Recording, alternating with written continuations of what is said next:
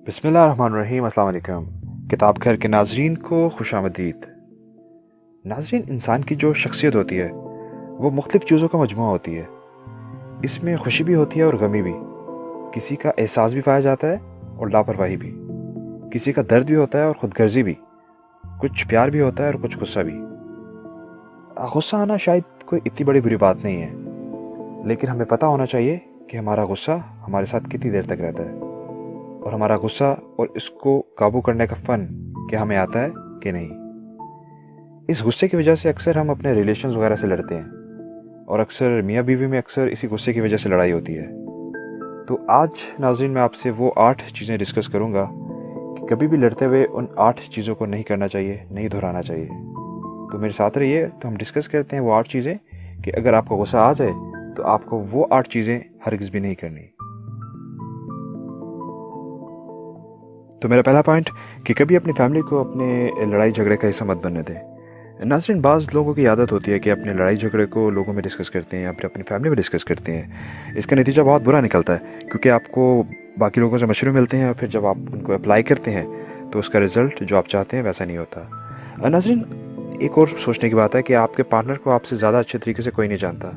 तो जब आप अपने पार्टनर को इतने अच्छे तरीके से जानते हैं तो आपको ये चीज़ भी पता होना चाहिए कि डिफरेंट चीज़ें किस तरह से हैंडल होंगी, या ये सिचुएशन किस तरह से हैंडल होगी, या फिर इस सिचुएशन में से किस तरह से निकलना है। तो आपको अपने पे ट्रस्ट करना चाहिए और अपनी चीज़ों को या अपनी लड़ाई को सिर्फ अपने तक ही रखना चाहिए। कहा यह जाता है कि शादी जो होती है 2 ख़ानदानों के दरमियान होती है, लेकिन इसका हरगिज़ भी ये मतलब नहीं होता कि अगर आप लड़ें तो उस लड़ाई को भी 2 ख़ानदानों के दरमियान लेकर जाएं। तो अपने प्रॉब्लम्स खुद हैंडल करें और अपनी फैमिली को अपने लड़ाई झगड़े का हिस्सा मत बनाइए। तो मेरा दूसरा पॉइंट कि कभी भी वायलेंस को अपने झगड़े का या अपने लड़ाई झगड़े का हिस्सा मत बनने दें। नाज़रीन, वक्ती तौर पे तो शायद वो लोग जो वायलेंस करते हैं उनको बहुत तस्कीन मिलती है, लेकिन इसका इम्पैक्ट बहुत बुरा और बहुत दूर तक जाता है। इसका असर उस साए की तरह है कि जिससे आप अगर पीछा छुड़ाना चाहें तो वो साया आपका पीछा नहीं छोड़ेगा, सारी ज़िंदगी आपका पीछा करेगा।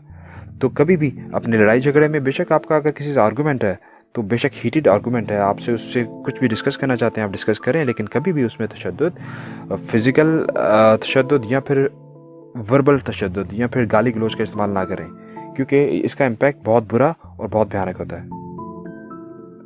जी, तो मेरा तीसरा पॉइंट कि कभी अपने आर्गूमेंट में या फिर अपने झगड़े में बाकी बातों को ऐड ना होने दें। आप सिर्फ उसी बात तक रहें या उसी पॉइंट तक रहें कि जिससे आपकी लड़ाई स्टार्ट हुई थी।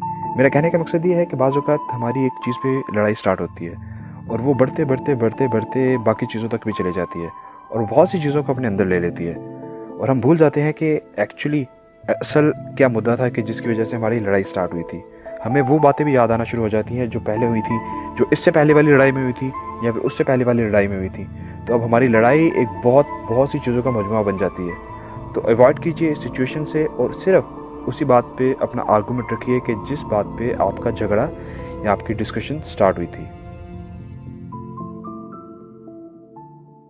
जी, तो मेरा चौथा पॉइंट कि कभी भी लड़ाई के दरमियान अपना घर छोड़ के मत जाइए। अक्सर देखा गया है कि लड़कियां लड़ाई के दरमियान अपना बैग वगैरह पैक करके अपनी मॉम की तरफ चली जाती हैं और लड़के अक्सर अपने दोस्तों की तरफ चले जाते हैं। तो ऐसा करने से ना सिर्फ लड़ाई बढ़ती है, बल्कि ये एक बहुत बुरा इम्पैक्ट है जो हमारे रिलेशंस पे डालता है। तो अगर आप चाहते हैं कि आप उस वक़्त आप उस लड़ाई में से निकलना चाहते हैं, तो आप अपने पार्टनर से कह सकते हैं कि मैं अभी आपसे बात नहीं करना चाहता, मुझे कुछ देर के लिए अकेला छोड़ दें, या फिर हम इस चीज़ पे या इस इशू पे बाद में बात करेंगे। लेकिन आप कभी भी in the middle of the fight अपने घर को छोड़ के मत जाइए। मेरा अगला पॉइंट है कि कभी भी अपनी रूटीन झगड़े की वजह से चेंज ना होने दें। मेरा कहने का मकसद ये है कि अक्सर देखा गया है कि मियाँ बीवी की पूरी रूटीन लड़ाई झगड़े की वजह से चेंज हो जाती है। उनकी उठने की रूटीन, उनकी रहने की रूटीन, उनकी बच्चों के साथ बर्ताव, खाने की रूटीन, पीने की रूटीन, खाना बनाने की रूटीन, बल्कि वो अलग अलग कमरों में रहना शुरू कर देते हैं। ऐसा करने से अवॉइड करना चाहिए, क्योंकि इससे हम उस फासले की बुनियाद रख देते हैं कि जो फासला फिर दोबारा से फिल होना बहुत मुश्किल होता है। तो आपको चाहिए आप अपनी रूटीन वही रखिए, आप वही कमरा शेयर करें, आप अपने बच्चों के साथ या खाने पीने की आपकी जो रूटीन है या एक दूसरे से बात करने की रूटीन है वही रहनी चाहिए। आपका आर्गूमेंट एक तरफ, लेकिन आपकी एक रूटीन जो है वो वैसे ही चलनी चाहिए। इस तरह से ना सिर्फ आपका जो आर्गूमेंट है, जो आपकी लड़ाई है, वो जल्दी से हील अप हो जाती है, बल्कि आप एक किसी बड़ी चीज़ को या एक बड़ी ख़राबी को इनवाइट करने से रोकते हैं। जी, तो मेरा नेक्स्ट पॉइंट, कभी भी पब्लिक में झगड़ा मत कीजिए। हो सकता है कि आप किसी आउटिंग पे जाते हैं और वहाँ पर कोई डिस्कशन होती है और वो डिस्कशन हीटेड हो जाती है और आपका नौबत झगड़े तक आ जाती है। तो आपको चाहिए कि वो झगड़ा आप वहीं पे कंट्रोल करें, उस चीज़ को या फिर उस आर्गुमेंट को वहीं पर समेटें और आप पब्लिक में झगड़ा मत कीजिए। क्योंकि जब आप पब्लिक में झगड़ा करते हैं तो आप बाकी लोगों के सामने मजाक बन रहे होते हैं और वो उस मजाक से एंजॉय कर रहे होते हैं। और ऐसे में आपको ये सोचना चाहिए कि आपका बाहर आने का मकसद हरगिज़ ये नहीं था कि आप लोगों के सामने मजाक बने। आपका बाहर आने का मकसद तो यह था कि आप एक अच्छा टाइम यहाँ पर गुजारेंगे, एक क्वालिटी टाइम गुजारेंगे, लेकिन आप उल्टा लड़के जा रहे हैं वापस।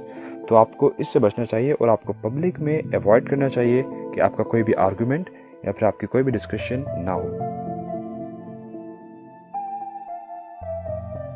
जी, तो मेरा अगला पॉइंट कि कभी बच्चों के सामने मत लड़ें। कभी बच्चों के सामने हीटेड आर्गूमेंट मत करें। बच्चों के सामने लड़के ना सिर्फ आप उनको डैमेज कर रहे होते हैं, उनके एहसास को डैमेज कर रहे होते हैं, बल्कि आप उनको बहुत सी वो चीज़ें सिखा रहे होते हैं कि शायद आप उनको सिखाना नहीं चाहते। आप उनको वायलेंस सिखा रहे होते हैं, आप उनको ऊंची आवाज़ में बात करना सिखा रहे होते हैं, आप उनको गालियाँ देना सिखा रहे होते हैं, और भी बहुत सी चीज़ें जो आप लड़ाई में यूज़ कर रहे होते हैं, आप वो उनको इनडायरेक्टली सिखा रहे होते हैं।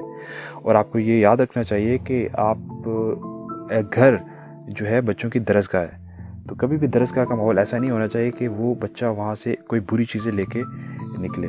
तो आपको अवॉइड करना चाहिए। अगर आपको लड़ना है या फिर आपको कोई डिस्कशन करनी है तो आप किसी सेपरेट रूम में जाके कीजिए, लेकिन कभी बच्चों के सामने झगड़ा मत कीजिए। जी, तो मेरा आखिरी पॉइंट कि कभी भी लड़ाई के बीच में तलाक या डिवोर्स का वर्ड इस्तेमाल मत कीजिए।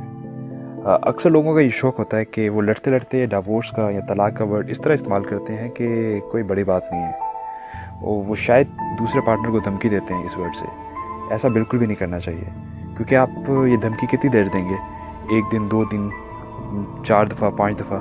लेकिन एक वक्त ऐसा भी आएगा कि जब आपका पार्टनर ये कह देगा ठीक है मुझे डिवोर्स दे दें, उस दिन आप क्या करेंगे? तो अगर आप 200% श्योर हैं इस चीज़ के बारे में कि ठीक है आपका रिलेशन आगे नहीं चल सकता, आपने तलाक के अलावा कोई दूसरा वे नहीं निकल सकता, तो फिर तो सोचा जा सकता है। लेकिन अगर आप इस चीज़ को एज अ धमकी या फिर एज अ शौक के तौर पे यूज़ करते हैं तो खुदारा इसको यूज़ मत कीजिए, क्योंकि ये वर्ड कहने में तो बहुत छोटा है लेकिन इसका असर बहुत बड़ा होता है। तो कभी भी तलाक का वर्ड अपने हीटेड आर्गूमेंट में या अपने झगड़े में इस्तेमाल नहीं करना चाहिए। जी नाज़रीन, तो आज का लेक्चर, आज की वीडियो आपको कैसी लगी? आज की वीडियो आपको जैसी भी लगी है आप कमेंट सेक्शन में जाकर बता सकते हैं। अपनी राय से हमें आगाह कीजिए और बताइए कि इस वीडियो के बारे में आप और कोई नई चीज़ जो आप इस चैनल में सुनना चाहते हैं वो भी हमें बता सकते हैं। अपने कमेंट्स दीजिए, क्योंकि आपके कमेंट्स हम वैल्यू करते हैं और आपके कमेंट्स हम सुनते हैं, और आपके कमेंट्स से इस चैनल को मज़ीद हम बेहतर कर सकते हैं। इस वीडियो को लाइक कीजिए, इस चैनल को सब्सक्राइब करें, और इस दुआ के साथ कि आप जहाँ पर भी हों खुश रहें, खुशियाँ बांटें। हमें इजाज़त दीजिए। अल्लाह हाफ़िज़।